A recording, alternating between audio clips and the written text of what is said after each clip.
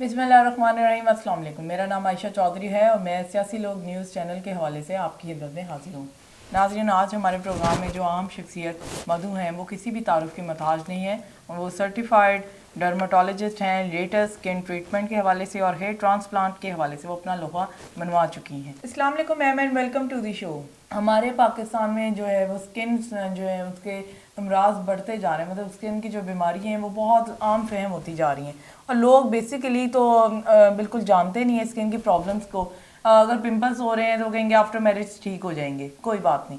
लड़कियों के लिए तो ये बहुत ज़्यादा डिसहार्डिंग बात होती है, क्योंकि आपको मालूम है कि लड़कियां जिस कदर अपनी खूबसूरती के बारे में जो है वो होती हैं पंचुअल भी और साथ में एक्साइटेड भी, उस हद तक कोई भी और मतलब नहीं हो सकता। तो आप ये बताइए कि किस हद तक ज़रूरी है कि कोई भी अगर आपके स्किन प्रॉब्लम आ रही है तो डॉक्टर के पास रेफ़र ज़रूर जाएं, रेफ़र करें डॉक्टर को, ना कि घर के घरेलू टोटके शुरू कर दें। बिल्कुल, ये बहुत ज़रूरी सवाल है और यही मैंने सीखा एक्चुअली जब हम लोगों ने डर्मेटोलॉजी ट्रेनिंग की तो हम यही देखते थे कि हमारे पास जो पेशेंट आता था, वो डायरेक्टली हमारे पास कभी भी नहीं आता था। वो इधर-उधर से पार्लर से होके, टोटके करके, दोस्तों की बातें सुन के, सहेलियों की बातें सुन के, कज़न ने ये बता दिया, खाला ने ये बता दिया, इसी तरह से वो लोग हमारे पास आ रहे होते थे खराब होने के बाद। तो सबसे इम्पोर्टेंट जो मैंने सोचा कि इस फील्ड के लिए ज़रूरी है, वो यही था कि अवेयरनेस देना आवाम को। क्योंकि जो हमारे कॉमन लोग हैं ना वो अब सब ब्लड प्रेशर है, शुगर है, इस तरह की बीमारियों को वो खतरनाक बीमारियां समझते हैं, इसके लिए वो फिर भी शायद डॉक्टर को राब्ता कर लेते हैं, जल्दी कर लेते हैं इससे पहले कि ज्यादा खराब हो जाए। या दिल के अमराज हैं, गुर्दों के अमराज हैं, लेकिन जिल्द को कोई भी सीरियस नहीं लेता। और जिल्द की बीमारियों को लोग समझते हैं कि शायद ये छोटे मोटे मरहम लगाने से, घरेलू टोटके कर लेने से आराम आ जाएगा। तो ये ना सिर्फ गांव में, छोटे कस्बों में, बल्कि बड़े शहरों में भी यही प्रॉब्लम है कि डायरेक्टली पेशेंट आपके पास आता ही नहीं है। पहले वो सारे एक्सपेरिमेंट करके अच्छी तरह अपनी तसल्ली करके चीजों को खराब करके आता है। सिर्फ एक्नी की हद तक नहीं, आप देखोगे कि फंगल इन्फेक्शन जो है, जो कि जिल्द के बड़ी कॉमनली देखने में आए हैं फंगल जी जी। इन्फेक्शन, उसके लिए आयशा रेजिस्टेंस डेवलप होती जा रही है। मतलब जो पहले दवाइयां काम करती थी, एंटी फंगल क्रीम्स लगाने से भी आराम आ जाता था, छोटी दवाई लेके, मतलब थोड़ी खुराक लेके हफ्ते 10 दिन के अंदर इन्फेक्शन ट्रीट हो जाता था। अब वो इन्फेक्शन ट्रीट नहीं होते आम दवाई से। उसका रीजन यही है कि लोग चीजों को सीरियसली ही नहीं लेते, अपनी बीमारी को कंसिडर ही नहीं करते कि कोई बीमारी है। वो मरम शरम लगा के, तेल लगा के, घरेलू टोटके करके उसको इलाज करने की कोशिश कर रहे होते हैं। जी मैम। तो मैम मैंने पर्सनली जो एक्सपीरियंस किया है कि मुझे दो तीन ऐसे ख़वातीन के साथ मैं उठना बैठना हुआ कि जहाँ जो कि कहती हैं कि हमने डॉक्टर्स के पास गए थे, हमारा थोड़ा सा मसला था एक्नी का, मतलब एक दो दाने हो गए या कुछ, लेकिन उन्होंने पता नहीं कौन सी दवाई ऐसी दे दी जो मिसगाइड कर दिया, इस तरह कह लें कि वो हमारा बढ़ता ही चला गया। तो ये क्यों ये हो जाता है? क्योंकि आप मानना है कि डॉक्टर्स हैं, मतलब इतनी माशाल्लाह आपका एक्सपीरियंस होता है, सभी का होता है, लेकिन ज़्यादातर इस तरह के भाई एक दो अगर पेशेंट निकल आते हैं तो उनका क्या इलाज होता है? वो तो फिर कहते हैं कि डॉक्टर्स तो मानते ही नहीं कि हमने मेडिसिन दी है या हमने इस तरह की है, वो ये कहते हैं कि नहीं आपने कुछ और कर लिया। तो इसके मतलब बारे में आप क्या कहना चाहेंगी? आयशा, आप बात सही कर रहे हो, चेक एंड बैलेंस जरूर होना चाहिए। सबसे पहले इम्पोर्टेंट बात की ये देखना है कि जो लोग बैठे हुए क्या वो डॉक्टर भी हैं या नहीं। क्योंकि पाकिस्तान में आपको पता है ना, चेक एंड बैलेंस बहुत इसमें लैक है। तो कई लोग डॉक्टर नहीं होते लेकिन वो डॉक्टर बन के बैठे होते हैं, या वो उन्होंने डॉक्टरों के साथ काम किया होता है एज ए असिस्टेंट, और वो लेबल लगा के टैग लगा के डॉक्टरी का बैठ जाते हैं। दूसरी चीज, डर्मेटोलॉजिस्ट जो है वो ट्रेनिंग से गुजरते हैं। डर्मेटोलॉजिस्ट का कम से कम भी जो मिनिमम ट्रेनिंग भी है, अगर आप एमसीपीएस भी करते हैं, 2 से 2.5 साल की ट्रेनिंग है टीचिंग हॉस्पिटल्स के अंदर। और इसी तरह एफसीपीएस के लिए जो फेलो है, उसके लिए 4 साल की, 5 साल की ट्रेनिंग है। डर्मेटोलॉजी के लिए 5 इयर्स ट्रेनिंग है, 2 साल आपकी मेडिसिन होती है और 3 साल डर्मेटोलॉजी होती है। तो बात यह है कि जो लोग तो स्पेशलिस्ट के पास जा रहे हैं, जो ऑथेंटिक डॉक्टर है उसके पास जा रहे हैं, मेरा नहीं ख्याल कि उनका ऐसा एक्सपीरियंस होता है। वहां पे डॉक्टर आपको गाइड भी करता है, बताता भी। कुछ दवाइयों की वजह से ना आपकी बीमारी कुछ देर के लिए ऐसे लगता है कि शायद कुछ बढ़ गई। जिससे किसी को बहुत सिवियर अगर दाने एक्नी है, तो आप जब एक्नी का इलाज शुरू करते हो तो शुरू के अंदर एकदम एक फ्लेयर आता है समटाइम्स, तो वो आपको डॉक्टर आपका गाइड करता है। लेकिन अगर आप सही जगह पर नहीं गए हो, या किसी ऐसे डॉक्टर के पास चले गए जो स्पेशलिस्ट भी नहीं है, उसका काम नहीं है उस चीज को ठीक करना, तो फिर भी प्रॉब्लम्स आते हैं। लेकिन मेरे ख्याल में जो स्किन की बीमारियां होती है ना, उसके लिए गाइडलाइंस देनी बहुत जरूरी होती है। क्योंकि जो स्किन की बीमारियां होती हैं वो एकदम से ठीक नहीं होती है। आपने दवा शुरू की, इलाज शुरू किया, तो आप थोड़े से बेहतर होंगे, और उसके बाद आप दवा छोड़ देंगे तो वो बीमारी ज्यादा होके आ जाती है या खराब हो जाती है या उसी तरीके से आपको तंग करने लग जाती है। जिस तरह से एक बीमारी चंबल, आपने बहुत कॉमनली नाम सुना होगा, जी जी। सोराइसिस, पहले वो थोड़े से हिस्से पे होगी, हाथ के ऊपर होगी, नाखून में होगी या कोहनियों के पास होगी, घुटनों के पास होगी या सर पे होगी। आपको इलाज किया, डॉक्टर ने आपको दवाई दी, लेकिन गाइड नहीं सही तरीके से किया कि भाई इस दवाई को इस्तेमाल पूरी जिंदगी करना है क्योंकि दिस इज स्किन कंडीशन। तो वो क्या करते हुए थोड़ा इस्तेमाल किया, थोड़ा अरसा उस पर छोड़ दिया, फिर सोराइसिस आपकी कोहनी के अलावा पूरी टांग के ऊपर भी आ गई, पूरे जिस्म के ऊपर भी आ गई। तो उन्होंने वो ये समझने लग जाते हैं बिकॉज ऑफ कम एजुकेशन, जो कि हमारा फर्ज है डॉक्टरों का कि एजुकेट करें मरीजों को, कम एजुकेशन की वजह से वो ये समझते हैं कि शायद ये जो बीमारी है ये हमारी बढ़ गई है। वो बढ़ी नहीं है, बीमारी उतनी ही है, बीमारी वही है, उसने ज्यादा एरिया को अफेक्ट कर लिया। तो ये दो तरह की डिफरेंट चीजें हैं, एक तो दवाई के बारे में गाइडलाइंस देना और दूसरा बीमारी के बारे में भी गाइडलाइंस देना कि बीमारी अगर आप इलाज कर भी रहे हो तो इसको कंट्रोल में रखने के लिए जरूरी है कि इलाज पूरे टाइम, पूरी जिंदगी आप जारी रखें जब तक कि वो मुकम्मल खत्म नहीं हो जाती। ठीक है मैम। तो मैम सब जिस तरह अब आजकल जो है हर गली गली में, हर मोहल्ले में जो है पार्लर्स का बहुत फुकदान मतलब रुझान हो चुका हुआ है। तो ये किस हद तक जो है स्किन को डैमेज कर रहे हैं, और आपको पता है यंगस्टर्स जो हैं उनका बस पूरी भरपूर कोशिश होती है, अगर उनका कलर फेयर नहीं है तो वो कहेंगे कि हमने कुछ नहीं खाना, कुछ नहीं पीना, बस हम पार्लर चले जाएं, फेशियल लेंगे, हम पॉलिशर लेंगे तो शायद ये हमारी स्किन को ज़्यादा जो है वो ब्राइटनेस में ले आएगा। तो क्या ये है कि खाने पीने की जो डाइट है उसको कंट्रोल करना ज़्यादा ज़रूरी होता है, या फिर पार्लर्स को जाके देखना ज़्यादा ज़रूरी होता है? आप यंगस्टर्स को क्या कहना चाहेंगी?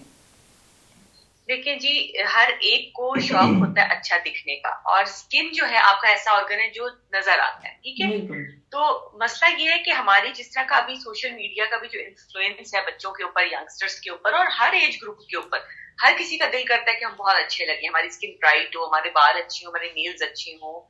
और फिर उसके बाद एक्टर्स को, सेलिब्रिटीज को देख देख के जैसे वो ट्रांसफॉर्म हुए, आपने देखा ना बिफोर आफ्टर पिक्चर्स भी आती है जी। ज्यादा।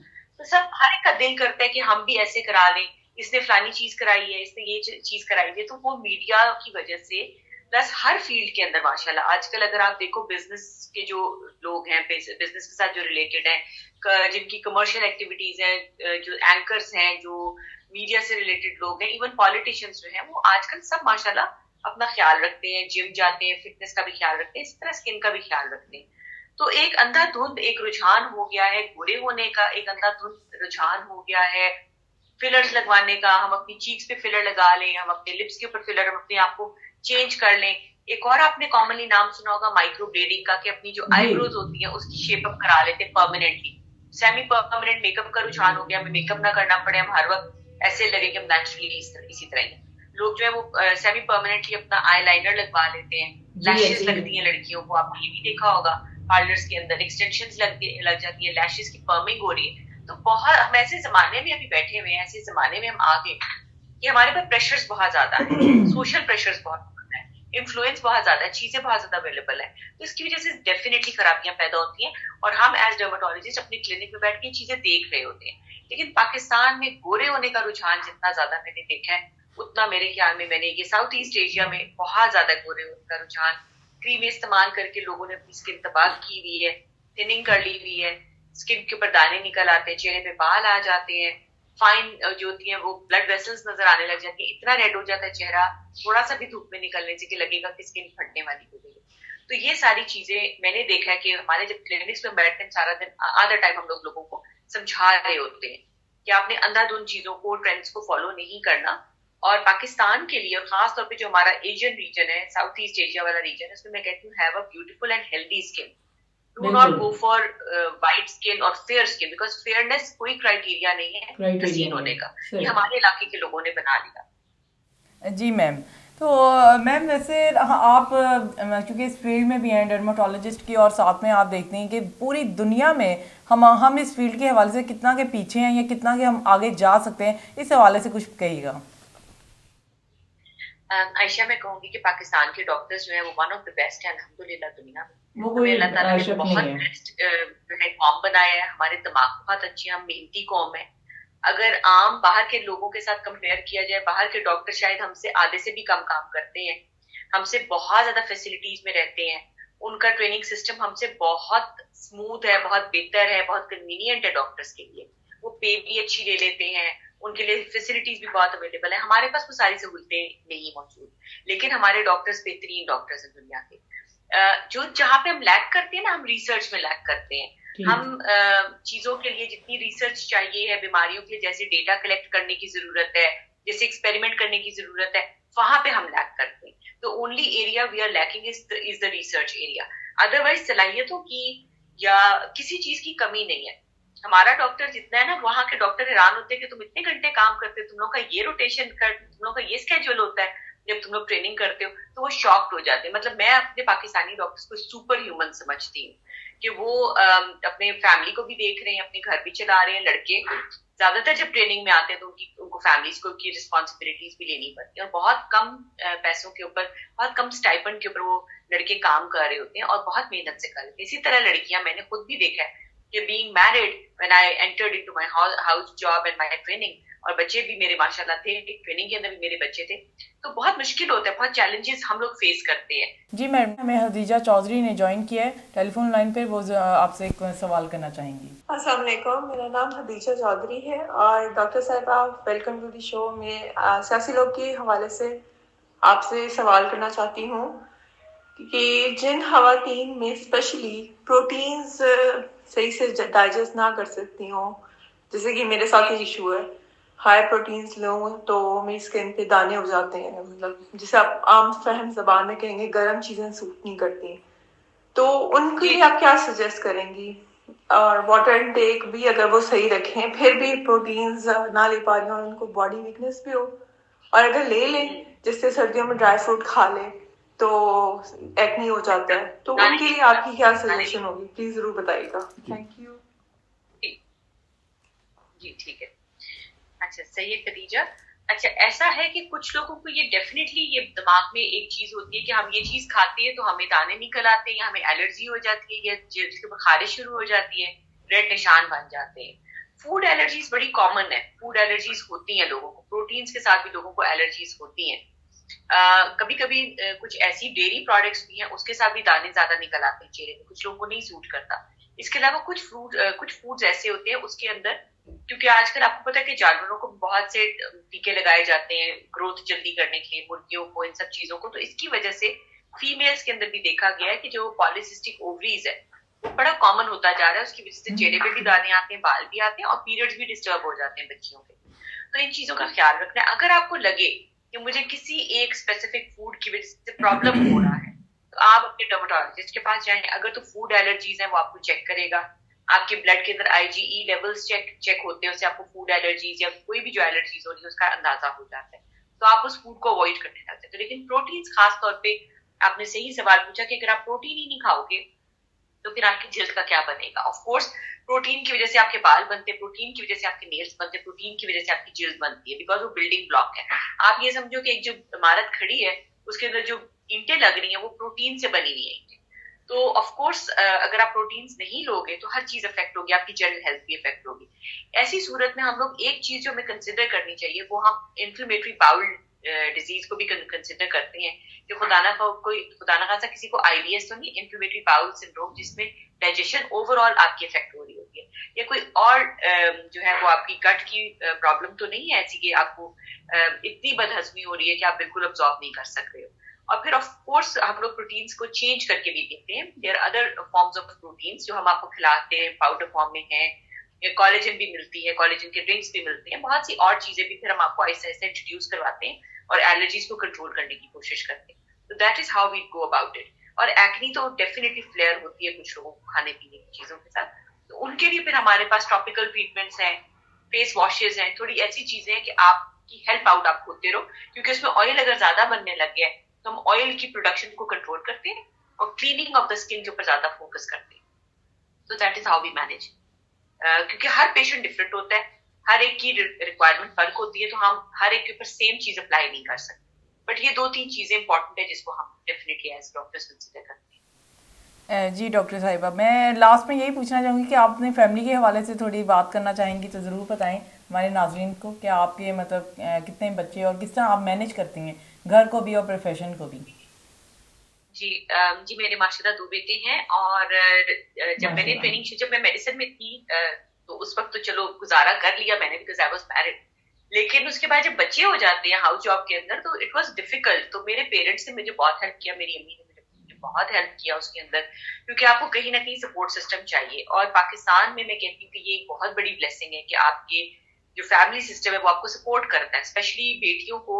अगर वो कोई अपना करियर परस्यू करना चाह रही हैं, या खास तौर पे डॉक्टर, क्योंकि आपको पता है डॉक्टर बहुत पढ़ाई करने के बाद, मेडिसिन करने के बाद, बहुत सी हमारी जो फीमेल डॉक्टर्स है वो प्रैक्टिस नहीं कर सकती। जी जी। उसका रीजन यही है कि उनको सपोर्ट नहीं मिलती, उनको वर्क प्लेस पे सपोर्ट नहीं होती, उनको घर पे सपोर्ट नहीं होती। तो मुझे तो खैर मेरे फैमिली ने बहुत सपोर्ट किया, मुझे मेरे टीचर्स ने बहुत सपोर्ट किया, मुझे मेरे साथ के जो कोलीग्स थे उन्होंने बहुत सपोर्ट किया। अगर कभी कोई मसला होता था तो दे विल अकोमोडेट मी।